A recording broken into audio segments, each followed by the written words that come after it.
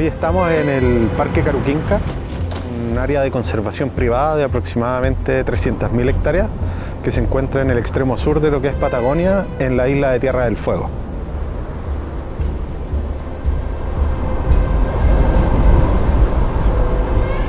Caruquinca forma parte de una red de áreas protegidas que le entregan a esta zona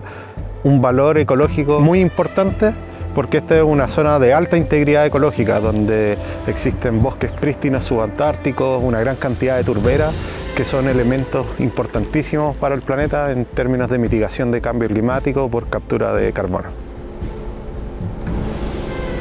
Nosotros como Wildlife Conservation Society o WCS administramos este parque haciendo monitoreo directo de especies como el guanaco, los zorros, los elefantes marinos,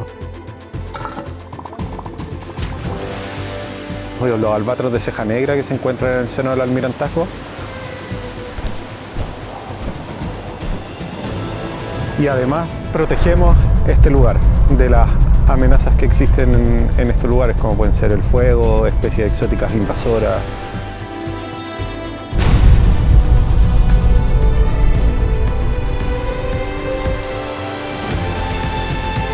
Equipos como el DJI M30T que vienen un poco a revolucionar el trabajo acá en terreno,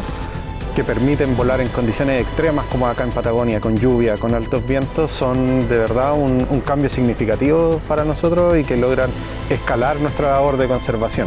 facilitando el trabajo en terreno, la colecta de datos y la toma de decisiones para la conservación efectiva de las especies.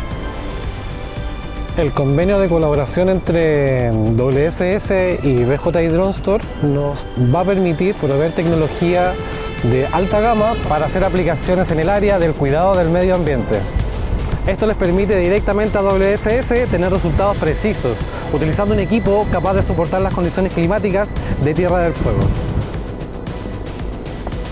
Sería genial que este tipo de tecnologías estén al acceso de otros investigadores en otras zonas de protección, ya que facilitan el trabajo en terreno y finalmente la labor de la conservación de la biodiversidad.